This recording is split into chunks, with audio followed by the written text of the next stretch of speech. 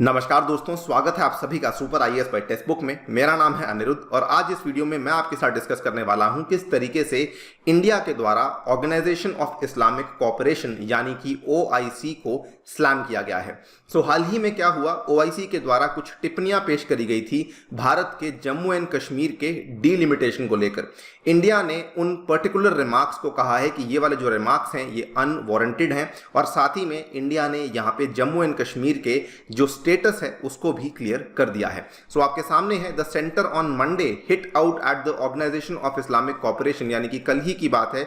ये वाला official statement Bharat की एमईए के द्वारा दिया गया था for its unwarranted comments on the delimitation exercise in Jammu and Kashmir. And साथ ही में इन्होंने ओआईसी के संगठन को यह भी कहा है कि आप जो है किसी एक कंट्री के बहकावे में आके इस तरह के स्टेटमेंट्स ना दिया करें। तो यहां पर भारत जो है वो रेफर कर रहा था पाकिस्तान को, डायरेक्टली पाकिस्तान का नाम नहीं लिया लेकिन ये कहा कि आप किसी एक कंट्री को हॉस्टेज ना बने और अपने कम्युनल एजेंडा को इस तरीके से आगे ना बढ़ाएं। हम लोग बात करेंगे ये पूरी की पूरी कहानी के बारे में कि एग्जैक्टली जो है ये डीलिमिटेशन का जो पूरा का पूरा मुद्दा था वो क्या था। उसके बाद डिस्कस ये भी करेंगे कि इंडिया के द्वारा जो ओआईसी को स्टेटमेंट्स दिए गए हैं वो एग्जैक्टली क्या है एंड ऑल्सो इंडिया इसके पहले ओआईसी को लेकर क्या क्या कह चुका है उसके बारे में भी आपको एक समरी यहाँ पे दिखाने वाला हूँ। चलिए शुरू करते हैं दोस्तों मेरे साथ। मेरा नाम है अनिरुद्ध। इस लेक्चर की पीडीएफ को आप लोग डाउनलोड कर सकते हैं यहाँ पर दिए गए टेलीग्राम चैनल के माध्यम से। इसके अलावा अगर आपने अभी तक चैनल को सब्सक्राइब नहीं किया है so please do so that आपको हमारी वीडियोस टाइम टू टाइम मिलती रहें। ऑल्सो हम एक नई पहल ले रहे हैं टेक्स्ट बुक में जिसका नाम है सुपर कोचिंग, जिसमें कि हम लोग आपके लिए बहुत ही अफोर्डेबल एजुकेशन लेकर आए हैं ऑनलाइन के माध्यम से। इसके बारे में डिटेल में आपको बताऊंगा, लेकिन आपको बता दूं कि अगर आप लोग अपने घर पे बैठ के पढ़ना चाहते हैं वो भी इंडिया के टॉप एजुकेटर्स से, so this is the best coaching for you. इसके जो प्राइजेस हैं और इसकी जो ऑफरिंग्स हैं उसके बारे में आपको वीडियो के एंड में बताया जाएगा। राइट, इस महीने की शुरुआत की बात है। जम्मू एंड कश्मीर का जो डीलिमिटेशन का अभ्यास था, जो परिसीमन का अभ्यास था, उसको खत्म किया गया था। काफी लंबे टाइम से ये चल रहा था। जब से जम्मू एंड कश्मीर का जो स्पेशल स्टेटस है उसको हटाया गया तब से जो है यहां पर चुनाव नहीं हुए थे और क्योंकि परिसीमन आयोग अपना काम कर रहा था इसीलिए चुनाव यहां पे नहीं हो पा रहे थे। लेकिन अब इस महीने की शुरुआत में जो डीलिमिटेशन की एक्सरसाइज है वो कंक्लूड हो चुकी थी और इसके चलते अब तैयारियां शुरू हो चुकी हैं कि जम्मू एंड कश्मीर के यूनियन टेरिटरी के अंदर भी हम लोग जो हैं वो चुनाव करवाने वाले हैं। जैसे ही ये डेवलपमेंट हुई सो उसके इमीडिएटली बाद ओआईसी का जो ट्विटर हैंडल है, आप लोग यहाँ पे देख सकते होंगे, इन्होंने अपने ट्विटर हैंडल के माध्यम से इस कंसर्न को दिखाया कि OIC's general secretariat expresses the deep concern over India's attempts to redraw the electoral boundaries of Indian illegally occupied Jammu and Kashmir, altering the demographic structure of the territory and violating the rights of the Kashmiri people। और साथ ही में इन्होंने इसी particular Twitter के thread के ऊपर कुछ और बातें भी कही। इन्होंने सबसे पहला ये पॉइंट कहा कि जो डीलिमिटेशन की एक्सरसाइज है it is in direct contravention of the relevant UN security council resolutions and international law including the 4th Geneva convention. इसके बाद इन्होंने कहा कि referring to the long standing and principled position on Jammu and Kashmir dispute and relevant decisions of the Islamic Summit and OIC Council of Foreign Ministers, the Secretariat reiterates its solidarity with the people of Jammu and Kashmir in their quest for the right of self-determination।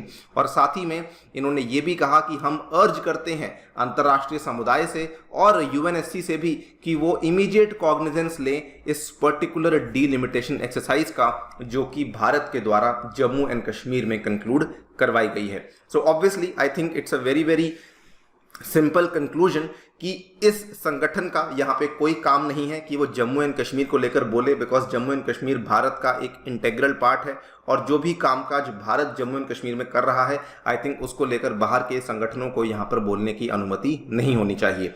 और OIC जो है आपको बता दूं कि ये एक काफ़ी पुराना ऑर्गेनाइजेशन है। इसकी जो स्थापना है ये 1969 में करवाई गई थी और इसमें कुल मिला के 57 मेंबर स्टेट्स हैं जिसमें पाकिस्तान भी एक हिस्सा है और कई सारे और जो मुस्लिम मेजॉरिटी कंट्रीज हैं वो भी अपने आप को ओआईसी के साथ यहाँ पे एसोसिएट करवाते हैं। इंडिया ने अपने रिस्पांस में क्या कहा है और इंडिया का ये ऑफिशियल रिस्पांस आया है जो कि हमारी एमईए के द्वारा दिया गया है। एमईए के जो प्रवक्ता है mister Arindam Bagchi, I am sure आपने इनको कई बार देखा होगा, सुना होगा। इन्होंने यहाँ पे स्टेटमेंट में क्या कहा है, इन्होंने कहा है कि we are dismayed that the OIC secretariat has once again made unwarranted comments, यानी कि आपके द्वारा जो दी गई टिप्पणियां हैं वो भारत के आंतरिक मामलों को लेकर, भारत के अंदरूनी मामलों को लेकर दी गई टिप्पणियां हैं वो एकदम अनुचित हैं, हम उनको यहाँ पे वेलकम नहीं करते हैं। और साथ ही उन्होंने कहा कि as in the past the government of India categorically rejects the assertions made by the OIC Secretariat on the Union Territory of Jammu and Kashmir, which is an integral and inalienable part of India. और इन्होंने उसके बाद ये भी कहा दी OIC should refrain from carrying out its communal agenda vis-a-vis India at the behest of one country। तो यहाँ पर जब ये एक कंट्री की बात कर रहे हैं, ये एक तरीके से अप्रत्यक्ष रूप से रेफरेंस दे रहे हैं पाकिस्तान को कि प्लीज आप लोग पाकिस्तान के बहकावे में आके, पाकिस्तान की बातों में आके भारत को लेकर इस तरह के कमेंट्स और टिप्पणियां ना करें, बिकॉज ये चीज OIC को ज्यादा शोभा नहीं देता है। मैं आपको बताना चाहता हूं कि OIC जो है वो ऑलमोस्ट ऐसा मान लीजिए कि हर महीने भारत को लेकर कुछ ना कुछ कमेंट्स करती रहती है। जस्ट आज से 2 महीने पहले की बात है, यहाँ पर आप लोग देखिए कि मार्च 18 की ये वाली खबर है। उस टाइम पर OIC ने क्या किया था, इन्होंने इस्लामाबाद में एक मीटिंग करी थी जहां पर इन्होंने हुर्रियत के जो नेता हैं उनको इन्वाइट किया था। हुर्रियत के नेता आपको मालूम होंगे जो कि जम्मू एंड कश्मीर में सेपरेटिज्म को रन करते हैं, तो उनको इनवाइट करने को लेकर भी भारत ने कहा था कि ये आपका करना बिल्कुल गलत है। India slammed the OIC for inviting the all parties Hurriyat conference chairman to its foreign ministerial meeting in Islamabad. इतना ही नहीं बल्कि इसी पर्टिकुलर मीटिंग में चाइना के जो फॉरेन मिनिस्टर हैं इनके द्वारा भी कुछ स्टेटमेंट्स दिए गए थे जम्मू कश्मीर के मुद्दे को लेकर। उस टाइम पर इंडिया ने फिर से कहा कि we reject the uncalled reference to India by the Chinese foreign minister during his speech at the opening ceremony. इन्होंने साथ में ये भी कहा कि they should note that India refrains from the public judgment of their internal issues. India का कहना यह था कि जब हम आपके इंटरनल इश्यूज को लेकर कुछ नहीं बोलते तो आपका भी हमारे अंदरूनी मामलों को लेकर बोलना एकदम गलत है। बिकॉज इंडिया देखिए पिछले 2-3 सालों से जो चाइना में उइगुर मुस्लिम्स की इनह्यूमन ट्रीटमेंट को लेकर जितने भी मुद्दे सामने आए हैं, इंडिया ने कभी भी उसको लेकर कोई पब्लिक स्टेटमेंट नहीं दिया है। इसीलिए इंडिया ये मानता है कि अगर हम नहीं दे रहे हैं तो आपको भी ऐसा नहीं करना चाहिए। ये इंडिया का ऑफिशियल स्टेटमेंट है जो कि आप लोग यहाँ पे देख सकते हैं। मिनिस्ट्री ऑफ एक्सटर्नल अफेयर्स का ये मीडिया सेंटर है। यहाँ पर आप लोग देखिए कि references have been made to India which are based on falsehoods and misinterpretation. और साथ ही में इंडिया ने इन सभी रेफरेंसेज को एब्सर्ड भी कहा कि ये टोटली जो है कोई सेंस यहाँ पे नहीं बनाते हैं। The MEA labelled the resolution as absurd and also said that references to India were based on falsehoods. So India बार बार इस तरह के स्टेटमेंट्स देता आया है। उसके पहले फरवरी की बात है जब OIC ने क्या किया, इन्होंने कहा कि भारत के अंदर मुस्लिम्स के ऊपर काफ़ी अटैक हो रहे हैं और सोशल मीडिया पे मुस्लिम वुमेन के ऊपर भी अटैक हो रहे हैं। आई एम श्योर आपको याद होगा एक कहानी आई थी, मैं उस पूरी कहानी को यहाँ पे जिक्र नहीं करने वाला हूँ, लेकिन इन्होंने कहा कि उस तरह की चीज़ें भारत में हो रही हैं। इंडिया ने उस टाइम पर भी कहा कि ये सारे के सारे जो आप लोग कॉमेंट्स दे रहे हैं ये कंप्लीटली मोटिवेटेड हैं और ये मिसलीडिंग स्टेटमेंट है जो कि आप लोग यहाँ पे फैला रही हैं। मैं आपको एक चीज क्लियर करना चाहता हूं कि इंडिया एज सच OIC के खिलाफ नहीं है। हो सकता है आप लोग सोचते होंगे कि OIC का संगठन गलत है, लेकिन ऐसा नहीं है। इंडिया ने कई बार इस चीज को बल्कि कहा है कि OIC का जो संगठन है वो फिलहाल पाकिस्तान के कहने पे चल रहा है और इंडिया उस चीज के खिलाफ है। आप देखिए यहाँ पर कुछ ही समय पहले की बात है, इंडिया ने यह कहा था कि पाकिस्तान के कहने पर ना चले मुस्लिम देश। कश्मीर पर OIC के बयान को लेकर भारत ने दी चेतावनी। तो ये खबर 2 महीने पहले की है। उसके पहले भी आज से 2 साल पहले, 1-1.5 साल पहले की बात, ये वाली खबर आपके सामने है।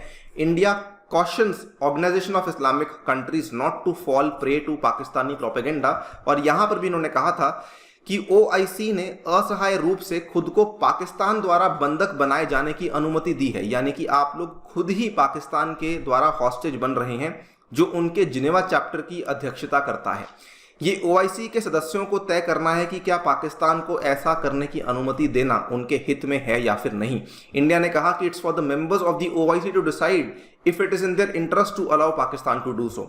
इसके पहले भी इंडिया कई बार UNHRC में जब भी इनको मौका मिला है तो इन्होंने पाकिस्तान को लेकर कहा है कि पाकिस्तान एक ऐसा देश है जो कि अपने खुद के देश के अंदर अल्पसंख्यक समुदाय के लोगों का जो सुरक्षा है वो करने में नाकामयाब है। पाकिस्तान सिख, हिंदू, ईसाई और अहमदिया सहित अपने अल्पसंख्यकों के अधिकारों की रक्षा करने में विफल रहा है। पाकिस्तान में अल्पसंख्यक समुदायों की हजारों महिलाएं और लड़कियों का अपहरण, जबरन विवाह और धर्मांतरण किया जाता है।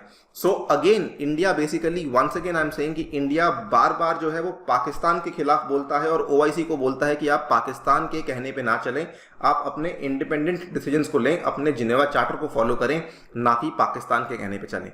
सो ये इंडिया की यहाँ पे जो है रिप्लाई था रिगार्डिंग जो ओआईसी ने कल कहा है जम्मू कश्मीर की डिलिमिटेशन की एक्सरसाइज को लेकर। आप क्या सोचते हैं डेवलपमेंट के बारे में, हमें कमेंट सेक्शन में प्लीज बताइएगा।